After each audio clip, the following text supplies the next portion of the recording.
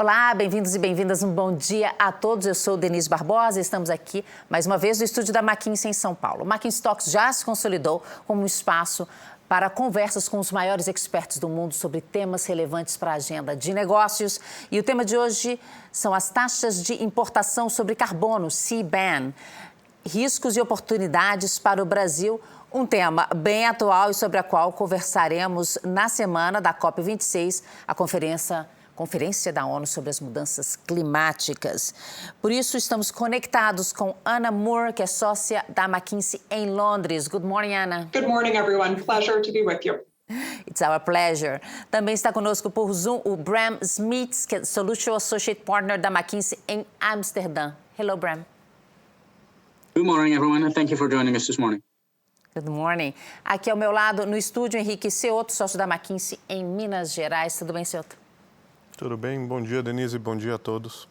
Eu queria convidar vocês de casa a mandarem perguntas durante toda a sessão. A participação de vocês é fundamental. Quem estiver assistindo a nossa sessão num computador, usa o botão à direita do vídeo. Quem estiver no celular, é um botão logo abaixo. Por favor, mandem suas perguntas.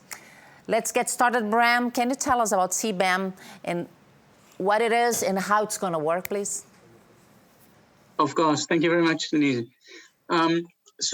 CBAM is the carbon border adjustment mechanism, which is part of the Fit for 55 policy package that the European Commission announced last summer.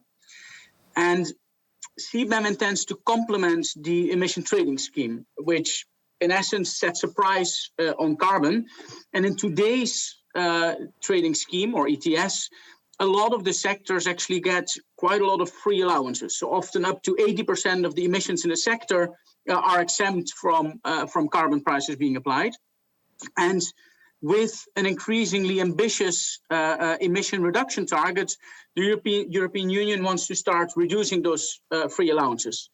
That then immediately triggers a concern around carbon leakage, which is if we start to increasingly tax companies within the bloc within the European Union, will that not create an incentive for a lot of companies to move their activities to outside of the European Union and then start importing increasingly and produce in areas where there's no carbon price applied? And to address that concern, the CBAM, in a way, at the border of the European Union bloc, draws a line and says for all of the products that will be imported into the bloc, we will start applying a carbon tax that's equivalent to the cost of carbon within the bloc. Now, the scope of CBAM today, in the way that has been proposed, is quite focused and particularly looks at 5 sectors, including the power sector, cement, iron and steel, aluminum, and fertilizers. And over time, the expectation is that that scope will further increase. We'll talk about it in a moment. But in the first wave, which will start in 2023 with a reporting period for 3 years and then be implemented in 2026, it's those 5 sectors that will be particularly impacted by CBAM. As of 2026, the actual taxation period will then start, where indeed gradually the price of carbon will be applied to all of the carbons that come into all of the products that come into the European Union bloc.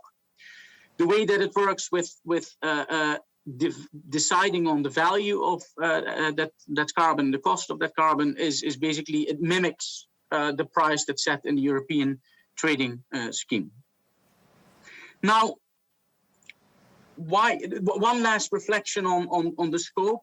The European Union also announced that at the end of the reporting period, where basically the administrative processes will be set up, there will be an explicit evaluation. So roughly by the end of 2025, it is expected that the European Union will be reflecting on both the set of products and sectors that are part of the scope of CBAM, and also on whether the scope of emissions should be expanded, for example, by looking at scope 2 emissions, which looks at the power that was used in the production process, or scope 3, which covers the entire value chain of a product. And we'll talk more about those nuances in a little moment. Now, the question then is why is that relevant for Brazilian companies? And there's two key levers that we see there that we'll talk about more today. The first one is because free allowances are going to be reduced for a lot of the sectors producing within Europe and exporting to Brazil. So in a way, for Brazilian companies that they're importing here, that means that the production cost of those products is likely going to go up.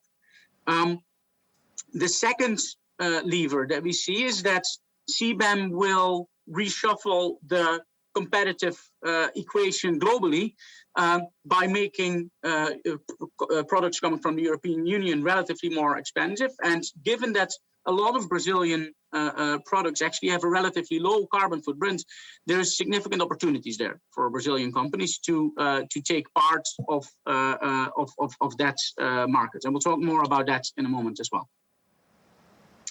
Now, with that specification of what CBAM is, let us have a look at the global picture where this fits in. And then we actually see that today, 80% of the world's GDP, and actually more than that by now, have set net zero targets.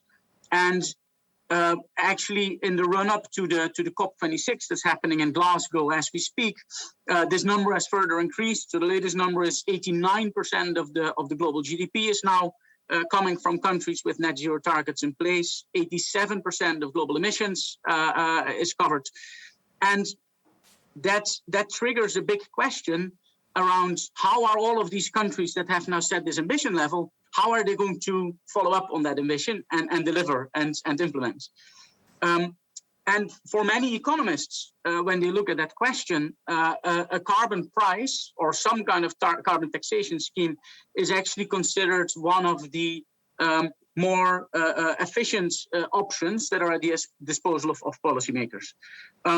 And for any of the countries that introduce such a carbon pricing or emission trading scheme, immediately the question of carbon leakage that we discussed earlier becomes relevant. So to give you some examples on this page, there's quite a few countries already that are considering emission trading schemes, carbon taxes as we speak. There's actually the US, UK, Canada that are specifically considering a CBAM. But as we see on this page, there's many other countries that are already having emission trading schemes in place or are at least considering them at this moment as part of their broader decarbonization strategies. When we then aggregate that, then we see that over 40% of global GDP might actually be affected by a CBAM mechanism within the decade. And we also see that if we add up all of the countries that we see highlighted on this page that are either having an emission trading scheme in place or are scheduling one, that covers over 75% of the global GDP. Now, against that background and with that context, let me actually hand over to my colleague Anna, who will talk more about the implications that this will have for Brazilian companies. Thanks so much, Bram. I'll talk a little bit first about what it means for Brazil in terms of exports, and then a bit what it might mean on the import side. And I think what's really interesting for a country like Brazil from CBAM is that actually there could be a boost to exports in many sectors. Let me explain a little bit what I mean there. What you see on this page is a breakdown of Brazilian exports, with the dark blue being those that are covered in the first tranche of CBAM that Bram was describing, and the lighter blue being those that it's not sure yet, but we're expecting likely will be covered after the transition period ends in 2026, 2027, so a likely wave 2. Cumulatively, that's about 30% of Brazilian exports, including the EU and more broadly as destination countries that might be covered by CBAM ultimately. And for a country like Brazil that has a relatively strong renewable power base and is relatively efficient, it could actually mean that a lot of Brazilian exports will move to the left on the cost curve and become more competitive coming into the EU. Additionally, because European exports will become less competitive, given, as Bram explained, that there isn't a rebate for Europeans selling externally, it might also mean that a lot of traditional destination countries for European European exports will no longer be sourcing from Europe. And so again, a lot of trade flow reshuffling, not just to the EU, but more broadly. Bottom line is Brazil can expect to likely become more competitive in the sectors that are highlighted in blue here. And to give you one example, I'll dwell for a minute on the steel industry. What you see here is just the cost curve today for hot rolled coil without a carbon tax and without CBAM applied. And then below it, what we expect under CBAM scenario 1. And what you see is a lot of the more emitting coal-powered production moving to the right. You'll see India highlighted as an example here. The same will be true for many others as well. Whereas Brazil, we expect to move to the left. That'll be true for the US as well with electric arc furnaces. And so one of the perhaps counterintuitive implications of CBAM for many exporters, Brazil, the US, a few others, will be a growth in the potential European market. And for some, unlocking a new export market. On the import side, this is a slightly less positive story in some sectors and will require a little bit of reshuffling of supply chains for many players. So what we expect to see is that given the higher carbon tax applied on many European exports, many destination countries and importers from Europe will need to incur a higher carbon price. And so what that will mean in practice is in part absorption of those higher costs, but in part also a reshuffling of supply chains and of trade flows coming from Europe. And for Brazil in particular, I think the area to call out is taxation on European ammonia carbon, which will play out in higher costs for fertilizer imports from Europe. And for those of you in the mining industry, of course, also for explosives used in mining, which may either mean higher costs or a desire to source elsewhere. And at the minimum, a bit of reshuffling that will be needed. What do folks do in light of that? And how can executives think about responding? To massively simplify, there are 3 areas that we are seeing many corporates looking at. One is clearly core decarbonization. So getting the homework done around accelerating your pathway to net zero in order to continue to be competitive under a CBAM regime and to move even further left on the cost curve. And I think for a lot of Brazilian corporates, that's a particularly attractive opportunity in light of what we described a moment ago. I think also for those of you who are importing from the EU, it'll put a bit of pressure on scope 3 and likely accelerate decarbonization on the procurement side, a bit related to the import view that we talked about a moment ago. The second piece, not just risk mitigation, but also opportunity creation, is clearly around green business building, where we're seeing a real acceleration of folks viewing this as a competitive differentiator and also an acceleration of investment into new technologies, into new ways of operating, which can be incredibly exciting, not only for opening up new markets, but also for improving the valuation. And I think all of us, and you will have your own experiences with this as well, are starting to see the green premium play out in reality, not only in theory. That will, of course, only accelerate as policies like EU ETS and CBAM, but also, the fast follower policies that Bram was describing on that global page come to fruition. And then I think the final element is clearly doing a bit of a portfolio review. And so what we're seeing a lot of folks doing is looking at what are the hardest to abate bits of the portfolio, and does it make sense to selectively divest where you aren't necessarily the best owner, or improve through accelerated decarbonization. We're also seeing folks, in light of some of the trade flow distortions that Fit for 55 will likely create, considering what that means for their supply chain, for their intracompany trading, for all of this, which is also in some cases likely to have portfolio implications. Ceotto, though, I wonder if you might speak to a bit more specifically what this might mean for Brazilian companies and the Brazilian economy more broadly. Happy to, Anna. A few things that I believe are important to highlight. Right? Anna talked about one of the first points, Brazil has one of the cleanest electric matrix in the world, right? It's about 85% clean. It varies over the year, and depending we're in a drought, so that's a bit lower, but it's very much clean, right? What it creates is other several opportunities that people might not be aware of. The whole trade flows of green hydrogen, which is a way of transporting electricity in long distances, and a very new and emerging market. Brazil is likely to be one of the most competitive countries. You know, we will be able to produce hydrogen between at roughly $1.50 per ton, which puts us into the top 5 most competitive countries to produce hydrogen. The second piece, and then I talked about that, right? Not only in steel production, we can export because we have lower intensity, but also if you compare that intensity relative to the average of the industry, it's about 20% less emissions to produce steel in Brazil than the average globally, right? And it may be even more competitive depending on the regions you're considering. Finally, Brazil has a unique opportunity to lead the market, the offset market, to achieve the 1.5 degree pathway that has been agreed in Paris and is being discussed in COP26 this week. The world will need about 7 gigatons of offsets. One of the cheapest ways of doing that is natural carbon sinking, right? Which is afforestation, recovery of mangroves and things like that. And Brazil is the leading country to do that, right? We represent about 12 to 15% of that market.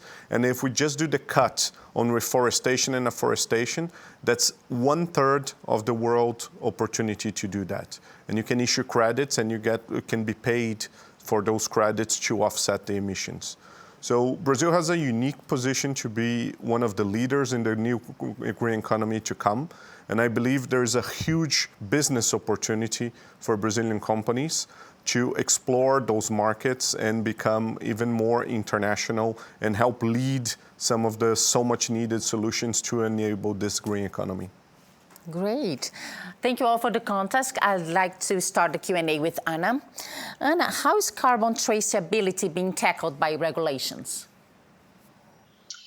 Great question. And this is much more than $50 million question. But one thing to note is a lot of the detail of EU Fit for 55 will need to be worked out through implementing acts. So we expect to see more clarity in the lead up to the 2023 rollout of the administrative regime.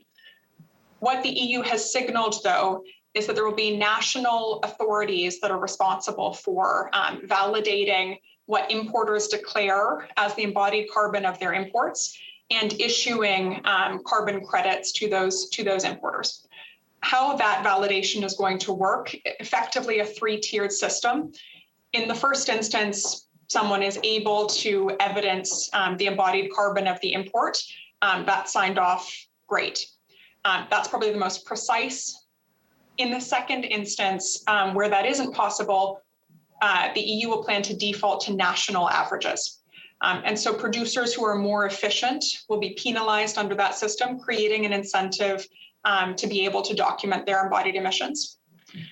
In the third instance, if robust national data isn't available, then actually what the EU is proposing to do is default to the bottom decile of European producers, which will have some interesting wrinkles that I'm sure we'll see negotiated over the coming years. Because what that would mean in practice is actually that higher emitting countries, and I'm thinking here coal-fired plants in India and in China, actually might be better off than they would be if they were subject to national averages. And so expect to see quite a lot of negotiation around how that works.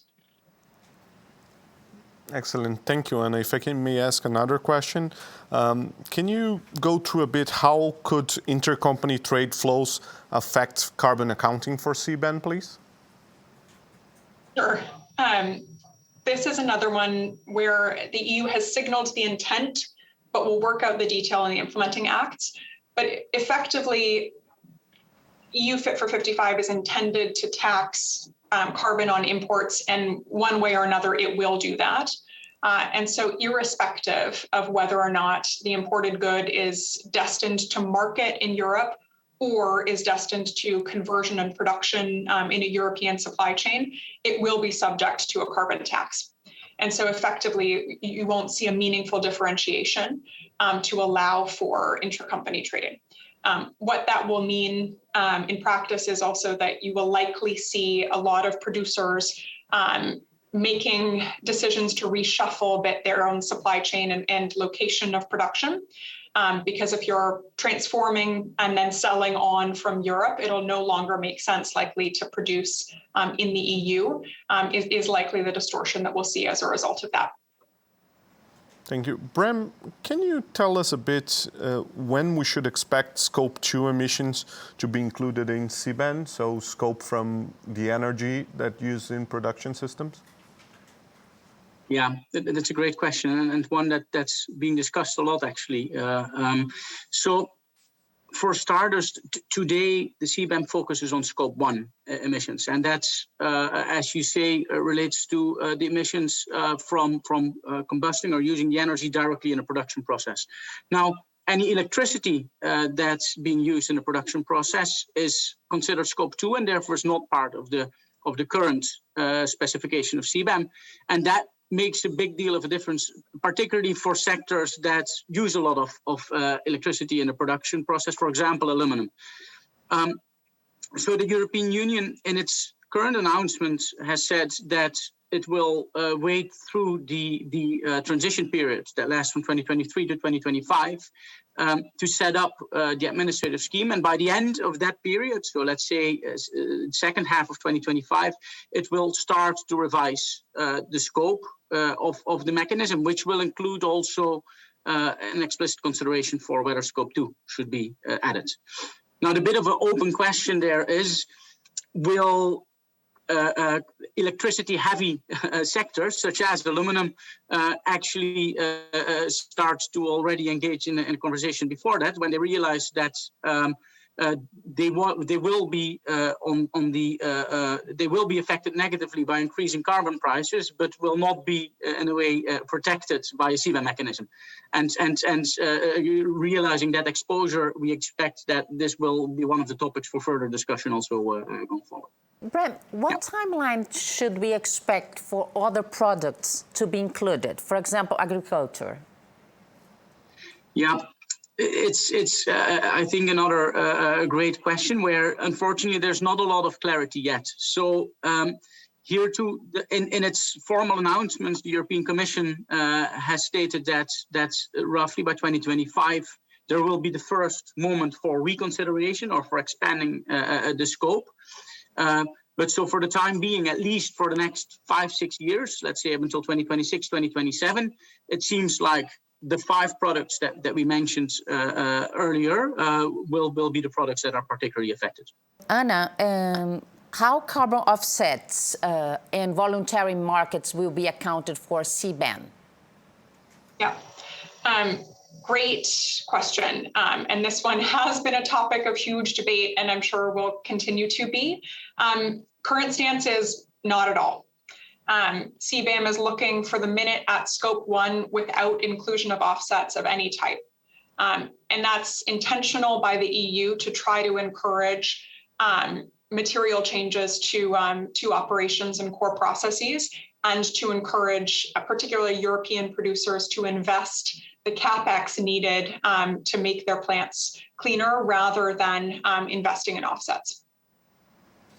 And Bram, which new countries should we expect to be included to CBAM? For example, China, the US?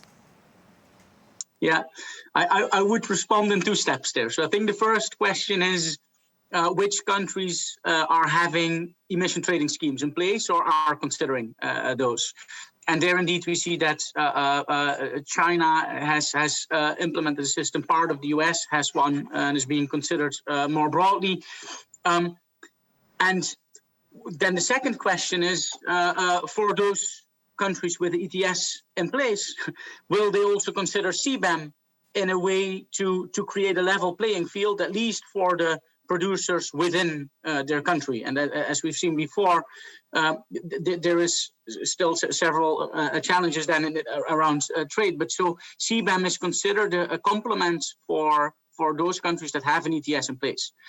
Now, that said, there's many other countries that are considering ETS, and we do expect that the discussion will also gain further momentum, given the wave of net zero announcements that we've seen over the past year or two, where many countries will over the next couple of months and years, need to start specifying how they want to reach their decarbonization targets.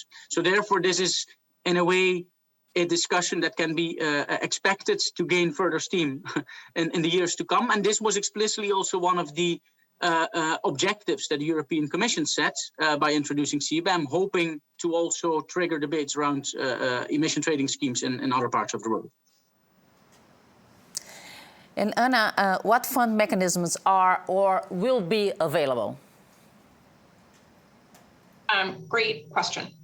So we estimate that reaching the 2030 target that the EU has set will require about 8 trillion euro of investment, which only really becomes break even above a carbon price of about 100 euro per ton of CO2 equivalent. And so what we expect to see is the EU, therefore, and what they have announced they will be doing, subsidizing some elements, particularly around technological innovation, in order to help Europe get there. So there are 3 EU subsidy schemes that I would call out. One is Horizon Europe, which is supporting projects from R&D through to pilot stage. That's about 96 billion euro that's available as funding. Second is the EU Innovation Fund, which supports technologies from pilot through to scale up. That's about 20 billion through to 2030. And then the third clearly is Invest EU and CEF, which is really about rolling out more mature technologies with a particular focus in many instances around the power sector. That'll be about 370 billion in funding through to 2027 or so.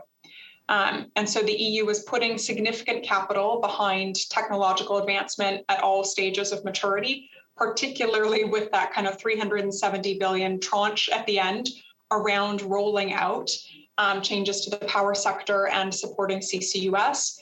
You also see particular dedicated funding and policy around hydrogen is the other area that I would call out. So yes, there's funding available. Some of the detail of how that gets administered needs to be sorted, but we're starting to see some pilot projects already being offered up. And so you'll see a well-grooved machine there in terms of innovation funding in particular. Great, wonderful. And what are the main complexities we can expect from CBAM implementation?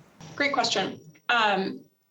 So I'll separate the answer into complexities of administering and implementing the rules and what that will mean for corporates, and complexities in how people think about the economics of their business. So starting with the former, the complexity is going to be, in the first instance, how the national authorities that I was mentioning earlier actually do the carbon accounting and validation, and how that kind of tiered system I described of own evidenced embodied carbon through to national averages through to EU bottom decile works in practice. And also how all of the complexity around buying carbon credits works. So that effectively the EU is giving itself 3 years to figure that out from 2023 through to 2026 before the financial penalties actually come into force. Then, and arguably even more challenging piece will be how companies actually think about the implications for their businesses and what it means for their supply chain and their footprint. So we spoke earlier around intercompany trading and some of the complexity there. We expect to see a lot of changes to procurement policy. We spoke earlier about those who import from the EU. What will this mean for their sourcing strategy? A lot of complexity to work through there. And also a lot of changes likely in where companies choose to locate their production facilities, especially those who are producing in the EU for export. I think we'll need to really think through how the economics work. Some of that is dependent on what Bram described around whether or not other nations actually put into practice similar legislation. Effectively, the EU is taking a bet that its policy and the size of its market will force similar rules elsewhere, but to be seen. Henrique, I'm thinking about going to the questions from the audience. Do you want to add something, or can I? Nope, go ahead. Okay, so Bram, that's for you. To which risks companies are exposed to with CBAM implementations?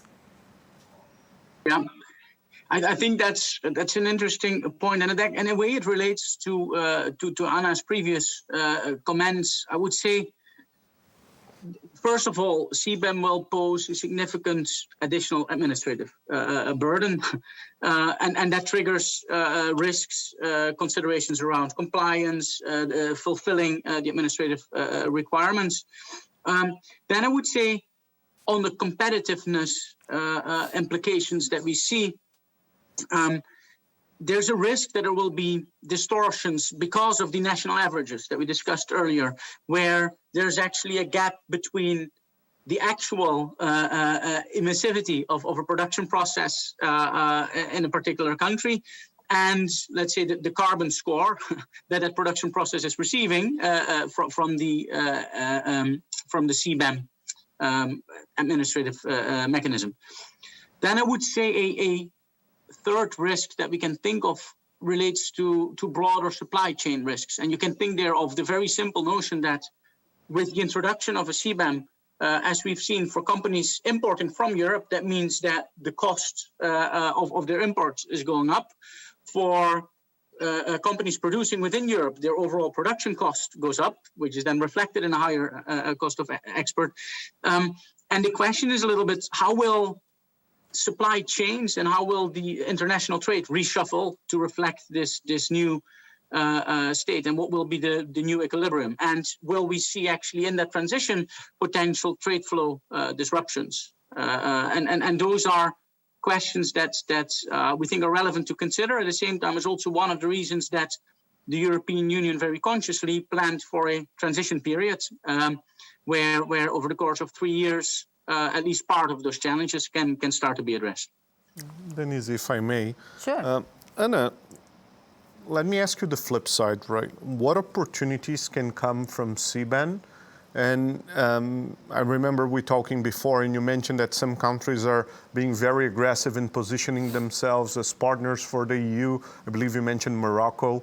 Like, what are countries moving? What are the opportunities, and what are possible implications that Brazilian executives should think about to capture some of those opportunities?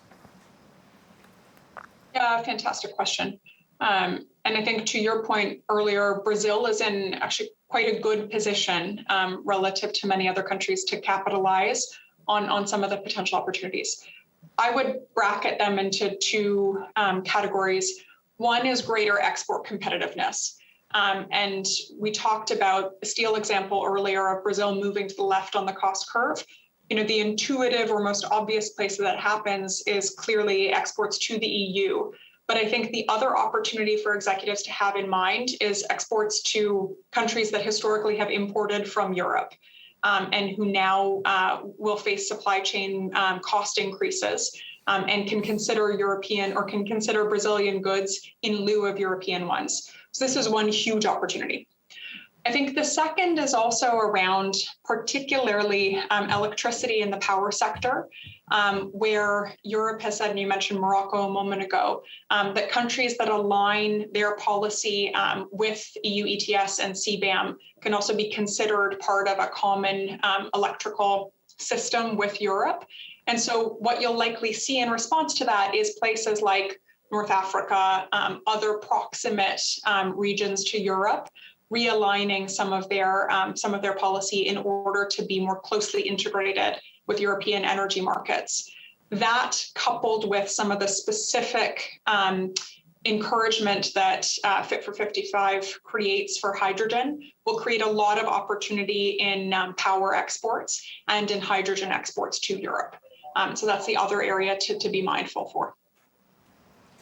I have a question here for Bram.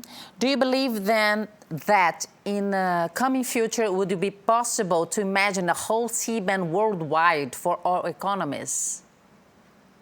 Yeah, that's an interesting one. So I think first, when we think about the overall global problem that we're trying to solve with all of the mechanisms that we discussed, the decarbonization challenge is a global challenge. And so if we go back again to economists and they're thinking on how can you efficiently address that challenge at a global level, carbon prices are often considered as a very natural instrument. Now, where a CBAM comes in, as the name says, it is the carbon border adjustment, right? So a CBAM is relevant when there are differences in emission trading schemes between one region and the other, either because one region has a scheme and the other one doesn't, or because there's differences in the level of pricing. So we can think about CBAM in a way as a transitional measure, as long as there is a that there's a lack of consistency in pricing schemes globally. In a theoretical world, at some point we could imagine converging to a global trading scheme. Given that clearly that also comes with a lot of implementation challenges, political implications, and so on. I would say it's very realistic to imagine a world where not all of the world is going to have emission trading schemes, and therefore we will likely also see CBAM mechanisms in place as long as that's the case. Anna, a question for you. How will CBAM work in practice? Yeah, so the devil is in the details, as with all things. And so how CBAM will likely work in practice, and I caveat this by saying implementing acts will need to be sorted out over the coming 2-3 years, is that you'll see these national authorities stood up country by country that are meant to administer this policy. And so there'll be, as Bram mentioned, a lot of administrative burden to do with that, but you'll see quite a lot of authority vested at the national level.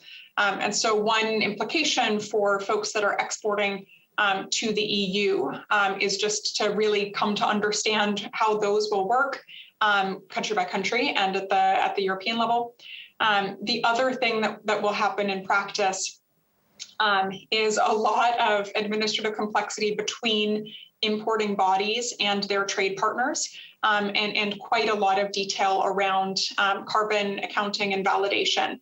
And so the other piece to start to prepare for as this moves towards coming into force is really getting a handle on your Scope 1 emissions, Scope 2 emissions, reporting standards, aligning those to the international bodies that are emerging, just to be able to handle that as easily as possible. Yeah. And Anna, when should companies start thinking about this? Yeah.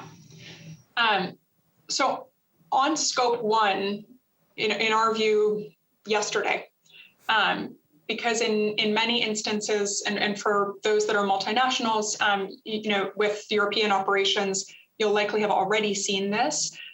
We're seeing a lot of reporting starting to play out in valuations.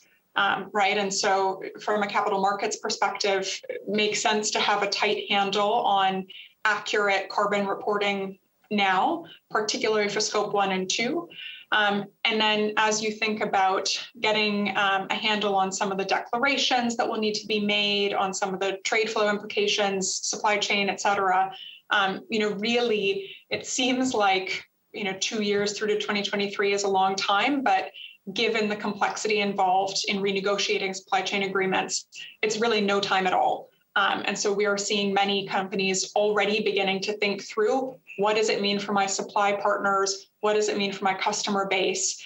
What are some of the longer term contracts that I'm going to need to renegotiate, as the lead time there can be quite considerable? So short answer is now. Okay, so thank you very much. Henrique, do you want to add something, or can we? Nope. gente. Okay, so I'd like to thank you, Ana, Bram, Henrique, for this conversation. Muito obrigada a todos, muito obrigada a você aí de casa também, que ficou os últimos minutos aqui com a gente. Para conhecer a agenda completa do McKinsey Talks, vá a mckinseytalks.com. Lá você tem a agenda para os próximos encontros, tem também os últimos episódios aqui do McKinsey Talks e esse vai estar disponível também nos próximos dias para você. E para quem curte um podcast, também a versão em áudio está disponível no Spotify. Muito obrigada, bom fim de semana, se cuidem e até a próxima. Tchau!